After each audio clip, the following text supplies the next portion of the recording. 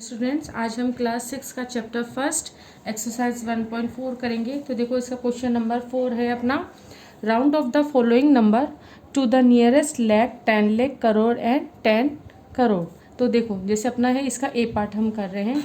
आपको ये क्वेश्चन दे दिया, अब आपको नियरेस्ट फाइंड करना है। तो इसको सबसे पहले आप कैसे लिखोगे कि जैसे देखो यहाँ पर लिख देती हूँ मैं इसको 0 0 5 7 2 3 6 हमने ये लिखा। अब देखिए अगर हमें लैख की बात करनी है तो सबसे पहले इनकी कॉमास लगाएंगे। अभी ये देखो लाख, 10 लाख, करोड़, 10 करोड़ है, तो ये सब इंडियन सिस्टम में है। तो 1 2 3 डिजिट के बाद फिर 2 डिजिट के बाद हमारे क्या लग जाते हैं, कॉमास लग जाते हैं।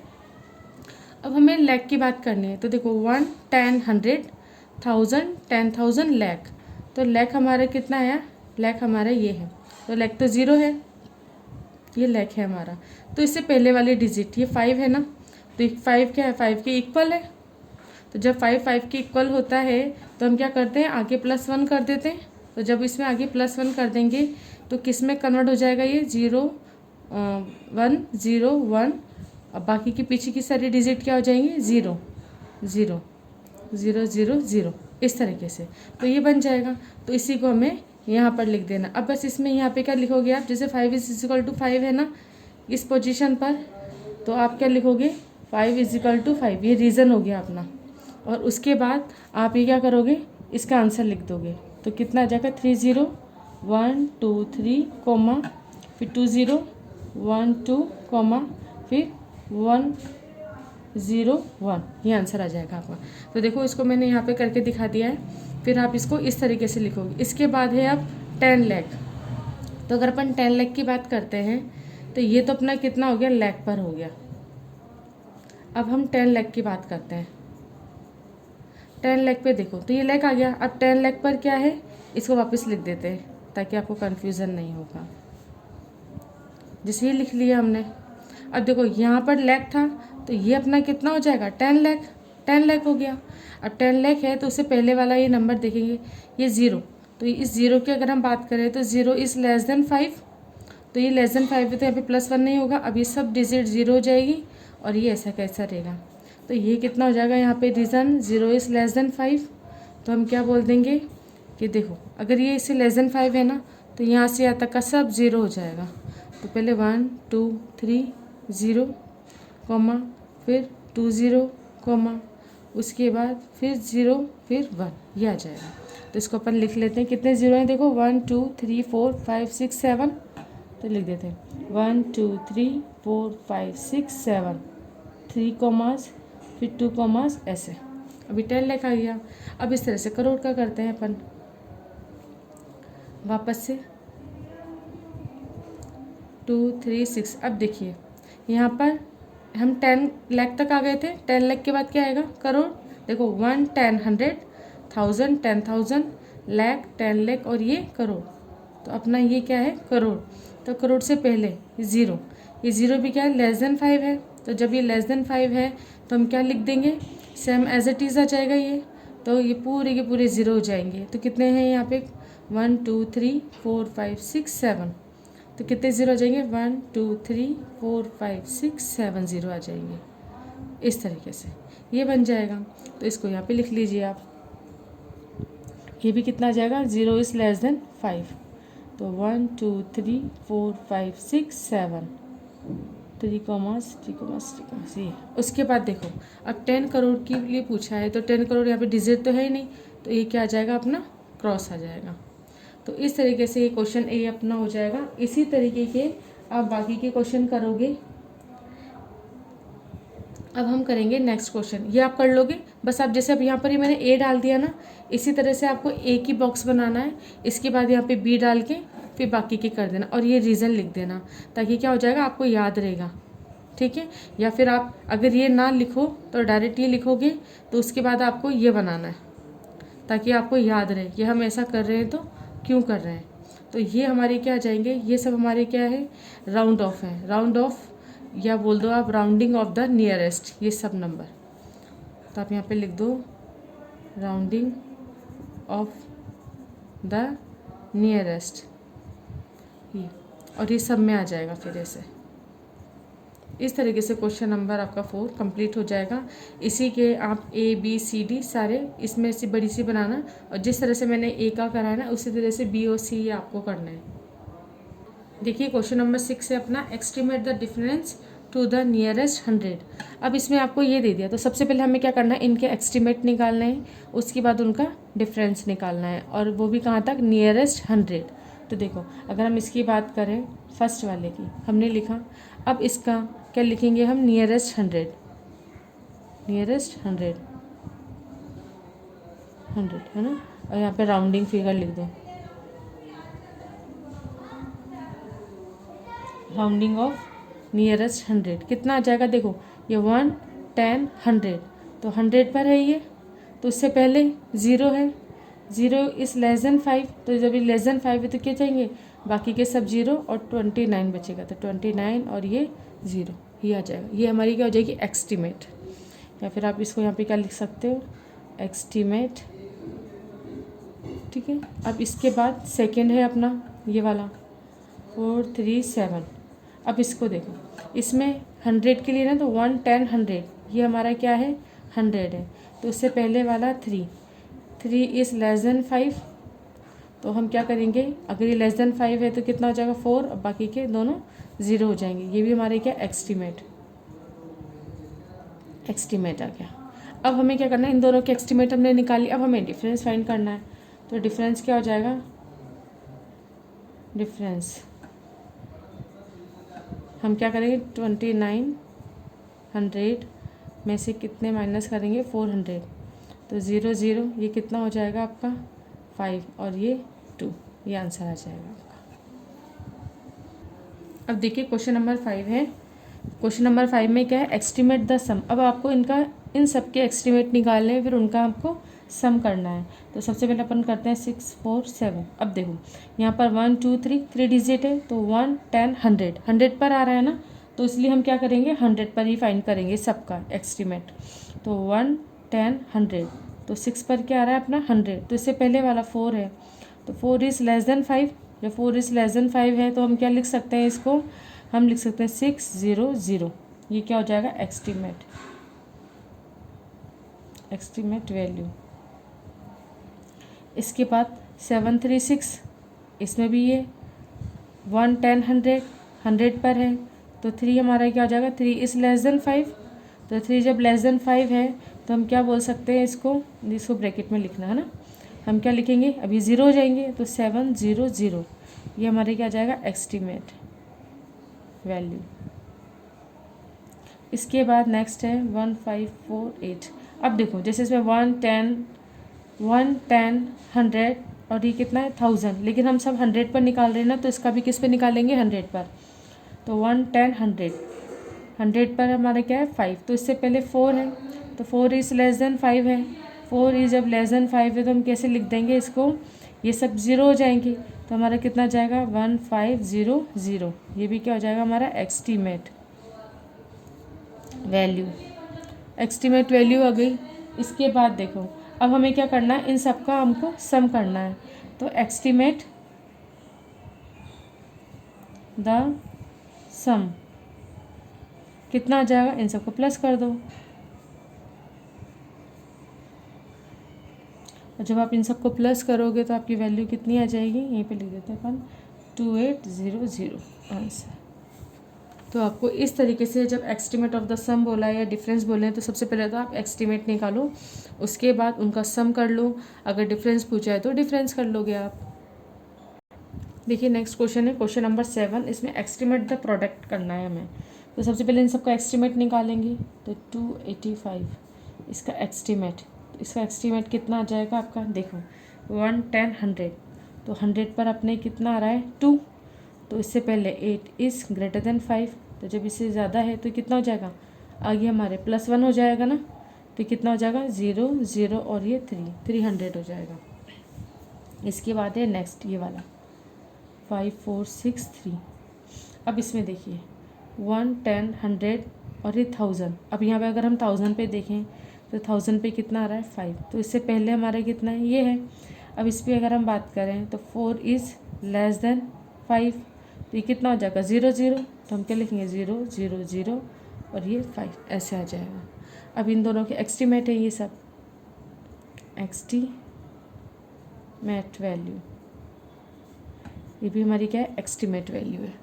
तो अब हमें प्रोडक्ट चाहिए, तो हम प्रोडक्ट करते हैं एस्टीमेट का, तो कितना आ जाएगा 300 इंटू 500 5000, 300 इंटू 5000 मल्टीप्लाई करें 15 आ जाएगा और 0 0 1 2 3 0, तो आपके ये आंसर आ जाएगा।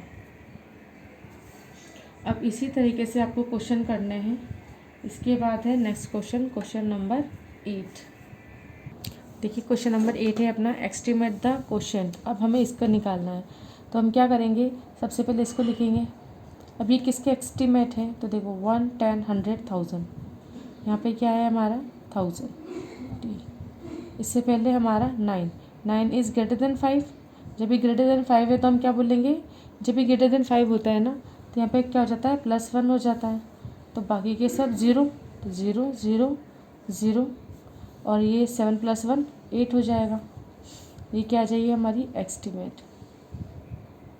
वैल्यू। इसके बाद 24 है, तो देखो 24 में 1 और ये कितना है 10, अब ये 10 है आपके, 1000 TH लिख दो। अब देखो 4 है, तो 4 इज़ लेस देन 5, और जब ये लेस देन 5 है तो कितना हो जाता है 0 और आगे वाली डिजिट एज इट इज़ रहती है। तो ये भी हमारी क्या आ गई एस्टीमेट वैल्यू। इसके बाद अब हमें क्वेश्चन निकालना है, यानी इनका डिवीज़न करना है, तो हम क्या करेंगे 8000 अपॉन 20, 0 से 0 कैंसिल, 2 1 = 2, 2 4 = 8 0, कितना आ जाएंगे 400 आपके आंसर आ जाएगा। इसी तरह इसका बी पार्ट आपको करना है होमवर्क में, 7 का भी बी पार्ट आपको करना है। देखिए क्वेश्चन नंबर 9 है, add the following number and round off their actual sum to the nearest 100। अब आपको ये दे रखे हैं, also estimate the sum of the nearest 100, what do you observe, it is correct to say that estimating the sum is same as a rounding off the actual sum. यानी आपको सबसे पहले तो एक तो क्या करना है, इन सबको ऐड करना है, उसका आंसर निकालना है कि ऐड करने पर क्या आता है। फिर एक क्या निकालना है, इन सब का आपको एस्टिमेट निकालना है, उसका सम करते हैं। फिर हमें ये बताना है कि दोनों इक्वल आते हैं या अलग आते हैं या एक्सप्रोक्सीमेट हमारे पास पास आते हैं ना। एक्सप्रोक्सीमेट मतलब उसके लमसम, उसके पास पास है ना, वो आते हैं। तो हम क्या ऑब्जर्व करते हैं इसको, तो हमको वो बताना है। तो इसको करते हैं सबसे पहले, जैसे अपना 9 है। अब इसके अंदर सबसे पहले तो हम क्या करेंगे, एक सिंपल है ना इनका सम कर लेते हैं जितने भी ये हैं नॉर्मली। तो 1394 प्लस 7364 प्लस 5855, इन सबको ऐड करोगे आप तो कितना आ जाएगा आपके, यह आ जाएगा आपके 14613, ये आ जाएगा। ठीक है, अब हमने प्लस कर लिया। प्लस करने के बाद अब हम अगर इसका नियरेस्ट निकालते हैं तो हम क्या लिखेंगे 14613। इसका अगर हमें नियरेस्ट निकालना है तो नियरेस्ट अपन कैसे निकाल सकते हैं, जैसे अगर मानो हमें इसका निकाला है 1 10 100, 100 का नियरेस्ट निकालते हैं तो यहाँ पे 100 है। इससे पहले 1 के नीचे कितना है अपना 1 इज़ लेस देन 5, तो हम क्या बोल सकते हैं इसका नियरेस्ट हमारा कितना हो जाएगा 14600। ये क्या हो जाएगी हमारी एस्टीमेट वैल्यू। तो आपको क्या निकालना था, एक बार तो सम करके उसका एस्टीमेट वैल्यू निकालनी है। तो हमने पहले नॉर्मली सम कर लिया, इसकी अगर हम एस्टीमेट वैल्यू निकालें तो हमारी कितनी आ जाएगी, ये आ जाएगी। इसके बाद अब हम क्या करें, एक सेकंड कंडीशन ये है कि इन सब का अलग अलग एस्टीमेट निकालें और फिर उनको हम ऐड करें। तो अगर हम ऐसा करते हैं तो हमारा जैसे कितना है, ये सेकेंड, ये फनकेस्ट हो गया अपना। अब ये सेकेंड में कितना है 1394। अगर हमें इसके राउंडिंग फिगर निकालना है नियरेस्ट, तो इस पर भी 100 पर निकाला ना, तो इस पर भी 100 पर निकालेंगे। तो 1 10 100 है, तो इससे पहले वाला 9 इज़ ग्रेटर देन 5 है, तो क्या कर देंगे आगे +1 हो जाएगा। तो 0 0 4 1 ये आ जाएगा। उसके बाद ये भी क्या है अपनी एस्टीमेट वैल्यू। इसके बाद है अपना 7364। अब इसमें भी 100 1 10 100 से पहले 6 इज़ ग्रेटर देन 5, अभी 5 है तो यहाँ पे कितना हो जाएगा +1 हो जाएगा। तो ये क्या बन जाएगा अपना 7400 एस्टीमेट वैल्यू। इसके बाद है 5855। अब इसमें 1 10 100, तो यहाँ पे 5 क्या है, 55 के इक्वल है, इक्वल है तो आगे क्या आ जाएगा +1, यानी कि या तो 55 के इक्वल हो या ग्रेटर देन हो, तब आगे क्या आ जाता है +1। तो कितना हो जाएगा 5900, ये आ जाएगा। ये भी हमारी क्या है एस्टीमेट वैल्यू, ये भी हमारी एस्टीमेट वैल्यू आ गई। अब हमें क्या करना है, इस सारी एस्टीमेट वैल्यू को हमें प्लस करना है, तो इसको इक्वेशन 1 2 और 3 कर दो। अब हम क्या करेंगे, अब देखो 1 2 3 हमने इक्वेशन डाल दी, तो हम क्या करेंगे, अब सम करेंगे, सम ऑफ 1 + 2 + 3। अब इनको ऐड कर दो,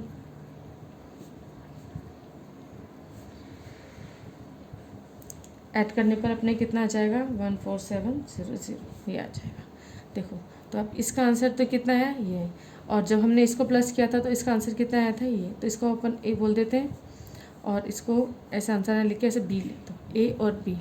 अब हमने क्वेश्चन में क्या था, या तो एक बार इन सबको ऐड करो और उसका एस्टीमेट निकालो, हमने निकाल लिया, और इनको अलग अलग एस्टीमेट करके फिर उनका सम निकालो, और वो दोनों इक्वल आते हैं क्या। तो देखो ये और ये, यानी ए और B is not equal but equal के है, एस्टीमेट है ना, कि हम पूरा इक्वल तो नहीं बोल सकते, लेकिन ये इसके जैसे इक्वलेंस में है, यानी सेम है, बट पूरी तरीके से इक्वल नहीं है, नियरेस्ट है। जैसे हम क्या बोल रहे हैं, ये देखो 146 या 147, तो 100 का डिफरेंस है बस, बाकी के इक्वल ही है, ठीक है। तो इसलिए हम इसका क्या लिख सकते हैं, हमने क्या ऑब्जर्व किया इसको देख के, bye A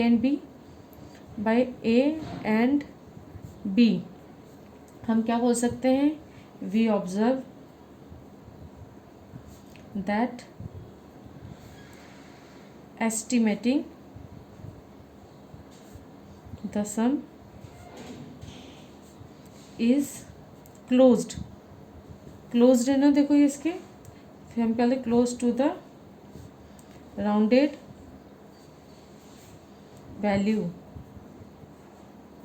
of the actual sum but not equal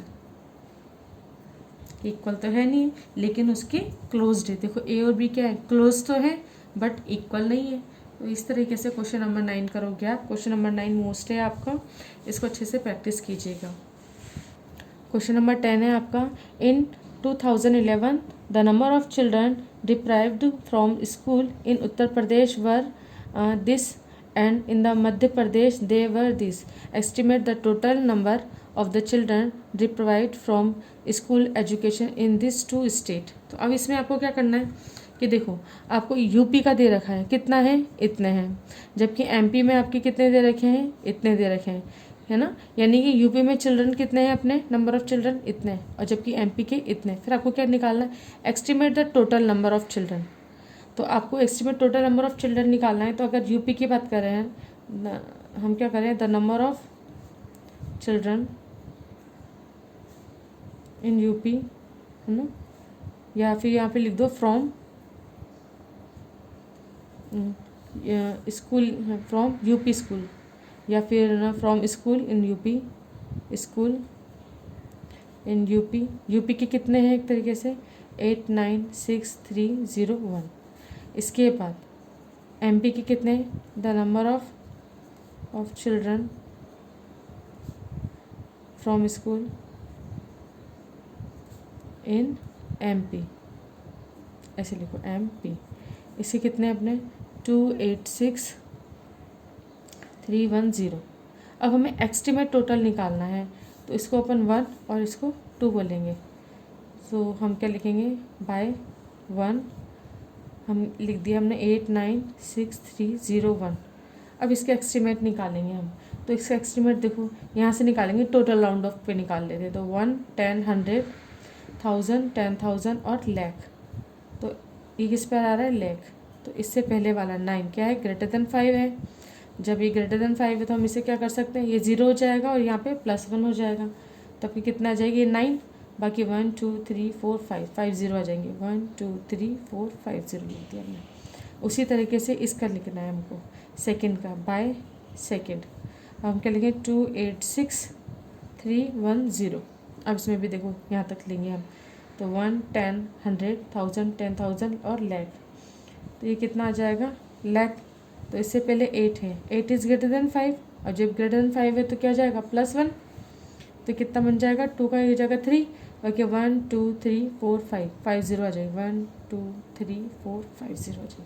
अब हमें क्या करना है, इसके बाद हमें टोटल फाइंड करना है, तो हम क्या लिख देंगे, टोटल नंबर ऑफ चिल्ड्रन कितना हो जाएगा, इन सबको प्लस कर दो, 9, देखो 3 1 2 3 4 5 प्लस 3 1 2 3 4 5, ऐड कर दीजिए, कितना आ जाएगा 12 0, ये कितने आ जाएंगे, इतने चिल्ड्रन आ जाएंगे, ये आंसर आ जाएगा आपका। तो इस तरह से क्वेश्चन नंबर 10 आपका हो जाएगा। इसके बाद की क्वेश्चन अपन नेक्स्ट वीडियो में डिस्कस करेंगे। तो जहाँ तक मैं आपको पढ़ाती जा रही हूँ, आपको वहीं तक सारे क्वेश्चन को बार बार रिवाइज करना है, अच्छे से प्रैक्टिस कीजिए ताकि आपको क्वेश्चन अच्छे से आ पाए।